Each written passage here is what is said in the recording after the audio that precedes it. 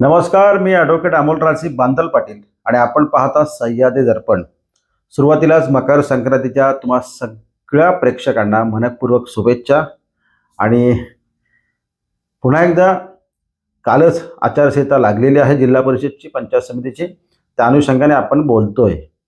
आणि आजचा जिल्हा परिषदचा प्रभाग, वार्ड, मतदारसंघ, गट जो आहे तो आहे सावळी जिल्हा परिषद मतदारसंघ. या सावळी जिल्हा परिषद मतदारसंघामध्ये राष्ट्रवादी काँग्रेस पक्षाच्या उमेदवारांचं भिस्त घोंगडं आजही मी बोलतो या क्षणाला देखील कायम आहे. राष्ट्रवादी काँग्रेस पक्षाचे जे काही इच्छुक उमेदवार आहेत, माजी जिल्हा परिषद सदस्या पद्माताई सुरेश पाटील यांचे पती सुरेश पाटील आणि राष्ट्रवादी काँग्रेस पक्षाचे विद्यमान तालुका अध्यक्ष संतोषजी बैलमरे ही दोन प्रामुख्याने नावं इच्छुक आहेत. या दोघांमधला जो सुप्त संघर्ष आहे तो देखील चव्हाट्यावर आला आहे.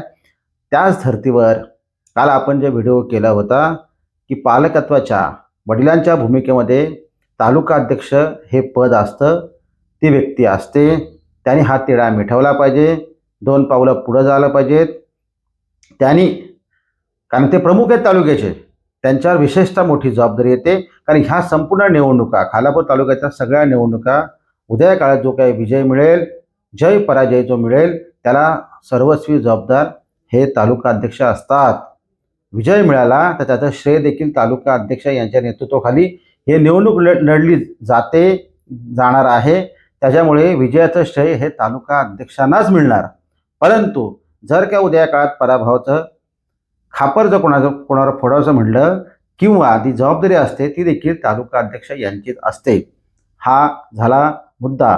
परंतु जो काय तिढा आहे सावळी जिल्हा परिषद मतदारसंघामधला, तो तिढा अद्यापपर्यंत सुटलेला नाहीये. भिस्त घोंगडं कायम आहे आणि चोकअप झाले, लाईन चोकअप.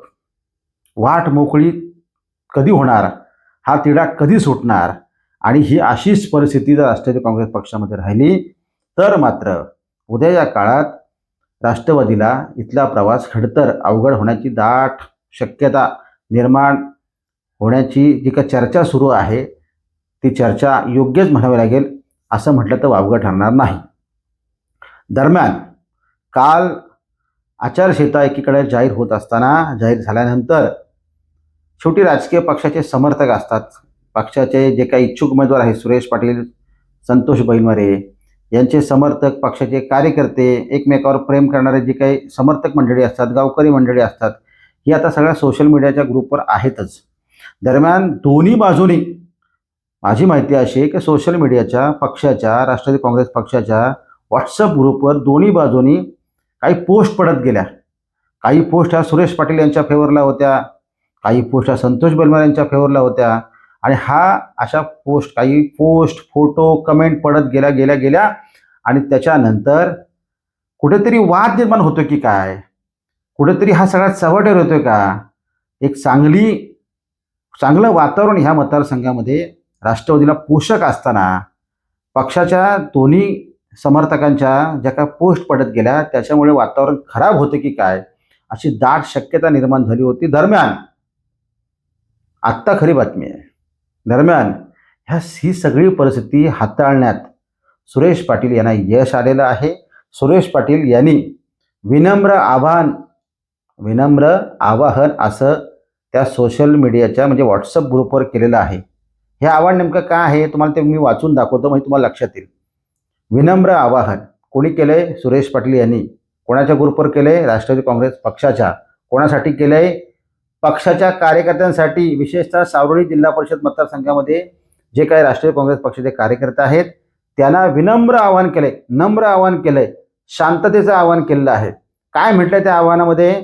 सावळी जिल्हा परिषद वार्डातील सर्व कार्यकर्त्यांना विनंती आहे की जिल्हा परिषद निवडणूक कार्यक्रम जाहीर झालेला आहे.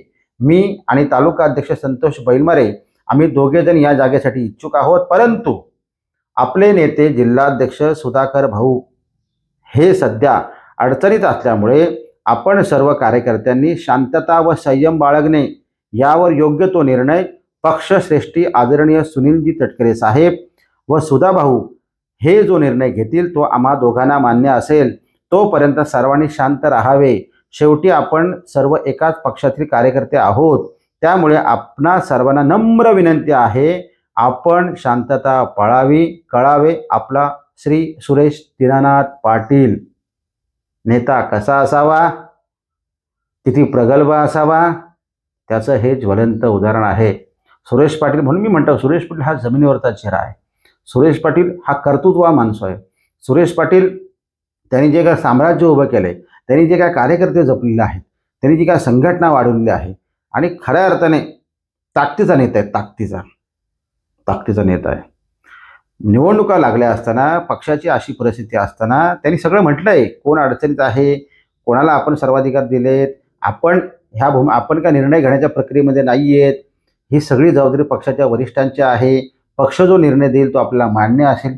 इतकी शांत, संयमी, विनम्र अशी भूमिका सुरेश पाटील यांनी व्हॉट्सअप ग्रुपवर काल त्यांच्या पक्षाच्या मांडलेली आहे. हा मेसेज पडल्यानंतर ते वातावरण शांत झालं. म्हणून म्हणलं, प्रगल्भ नेता असला की अशा अडचणीच्या काळात अडचणीची परिस्थिती कशा प्रकारे हाताळली गेली पाहिजे, त्या नेत्याला ते भान आहे. सुरेश पाटील यांना ते भान आहे. हा माणूस बालहट्ट करणार नाहीये, आक्रस्थळपणा करणार नाहीये, मलाच द्या अशी म्हणणारा माणूस नाहीये. मी त्यांना जवळून ओळखतो. माझ्याशी ज्यावेळी त्यांचे ते बोलतात त्यावेळी तीच भूमिका म्हणतात की तटकरे साहेब, सुधा भाऊ, जो काय आम्हा दोघांमधला जो निर्णय घेतील तो मला निश्चिंतपणे मान्य असेल. माझी कुठलीही त्या शंका नाहीये. मी कुठेही काही गडबड करणार माणूस नाहीये. दरम्यान सुरेश पाटील यांनी असं कुठेच पक्षावर दबाव आणण्याचा प्रयत्न केला नाहीये की आचारसंहिता लागली, 4 कार्यकर्ते घ्या, 10 कार्यकर्ते घ्या आणि राष्ट्रवादी भवनला जा किंवा तटकरे साहेबांकडे जा, कुठला तरी समाजाचा गट घेऊन आणि मला उमेदवारी द्या, अशी कुठलीही आक्रस्ताळपणाची भूमिका किंवा पक्षावर दबाव आणण्याची प्रक्रिया, भूमिका, कारवाई किंवा असलं कुठलं टोकाचं पाऊल देखील सुरेश पाटील यांनी उचललेलं नाहीये. पहिल्या दिवसापासून हा माणूस शांत आहे. माझी माहिती आहे. आणखीन एक बातमी तुम्हाला सांगतो. राष्ट्रवादी काँग्रेस पक्षाच्या वतीने जो काही सर्वे करण्यात आलाय, आता हा सर्वे काय सावळी जिल्हा परिषद मतदारसंघापुरताच करता आला नाहीये, तर आतकरगाव असेल, विविध बाकी ठिकाणी, संपूर्ण रायगड जिल्हा किंवा वेगवेगळ्या प्रभागात जिथं राष्ट्रवादी कशाप्रकारे लढू शकते असा तो सर्वे आहे. या सर्वेमध्ये देखील सुरेश पाटील यांचंच नाव आलेलं आहे. हे फॅक्ट आहे. जो काही म्हणजे आता नाव आलं म्हणजे काय, सुरेश पाटील यांना उमेदवारी दिली तर काय होऊ शकतं, तर सुरेश पाटील यांना उमेदवारी दिली तर हे चित्र बलाबल कसं राहू शकतं.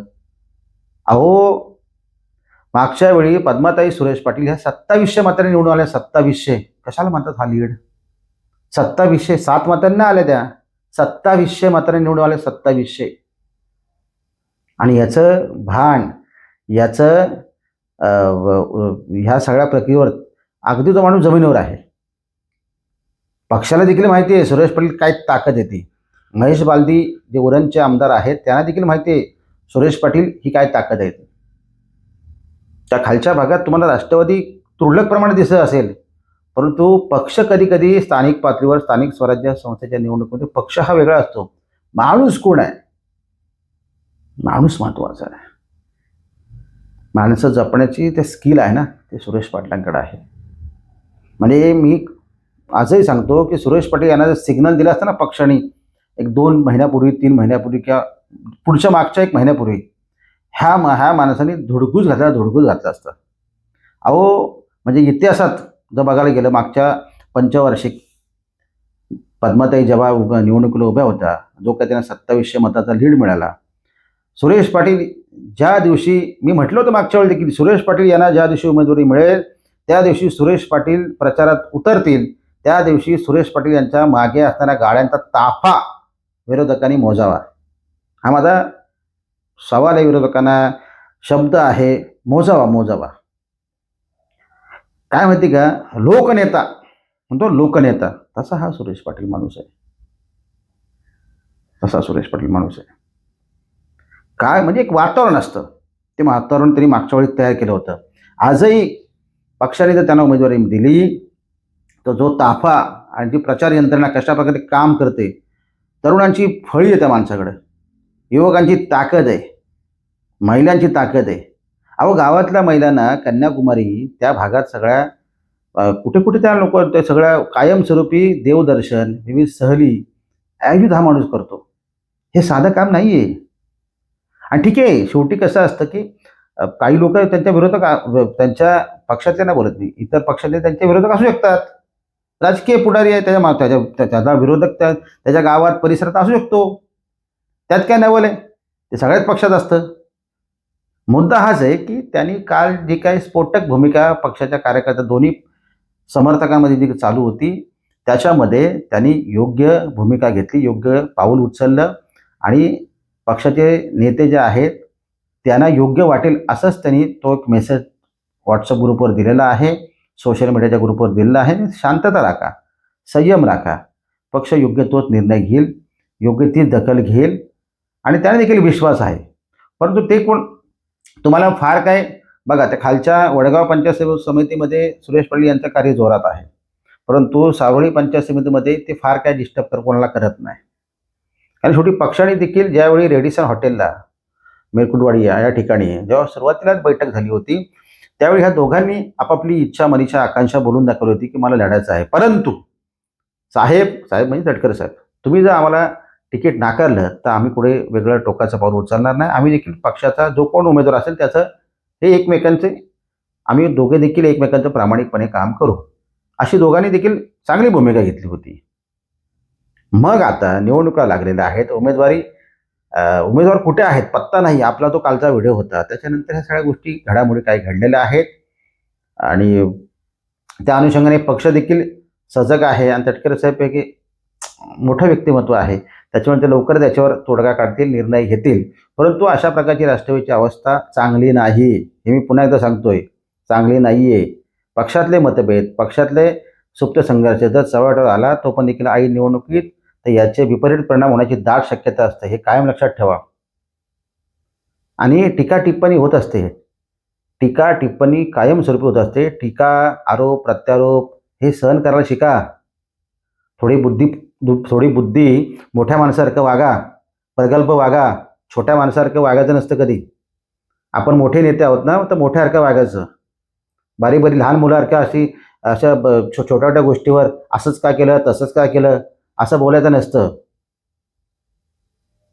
त्याच्यामुळे ह्या सगळ्या मला काय म्हणायचं आहे त्यांना ते पोचलं असेल आणि माझं लक्ष आहे सगळ्या गोष्टीवर. मी काल देखील जाहीर केलेलं आहे, मी काही सोडणार नाही आहे. ज्या ज्या गोष्टी दिसतील त्या गोष्टी रोखठोकपणे मांडल्या जातील. कारण सुरेश पाटीलनी जो काही काल मेसेज दिलेला आहे हा पक्षाच्या दृष्टिकोनातून योग्यच म्हणावं लागेल, त्यांचं कौतुक करावं लागेल. नेमकं आता काय राष्ट्रवादीच्या पातळीवर सगळ्या गोष्टी होतात ते बघूया. कधीपर्यंत त्यांची देखील उमेदवारी जाहीर होते हे सगळं आता बघावं लागेल. पण ते मला असं वाटतं की एक 2-3 दिवसात हा तिढा मिटेल, सुटेल आणि त्यांचा मार्ग देखील मोकळा होईल. कोणाचा अला मिळतो का बला, म्हणजे संतोषजी बैलमरे यांना मिळतंय की सुरेश पाटीलला मिळतंय, संतोष बैलमरे यांना काम करावं लागतंय, ते आता सगळं बघावं लागेल. बघूया सगळं. शेवटी पक्षाचा निर्णय, मी काय तिकीट द्यायला इथं बसलो नाही आहे. पक्ष जो निर्णय घेईल तो त्या दोघांना मान्य करावा लागेल, असं पक्षाची भूमिका, दोघांची भूमिका आहे. बघूया कोण मान्य करतोय का बंडखोरी करतोय, बघावं लागेल. दिसेल आपल्याला सगळं. थांबूया तोपर्यंत. धन्यवाद.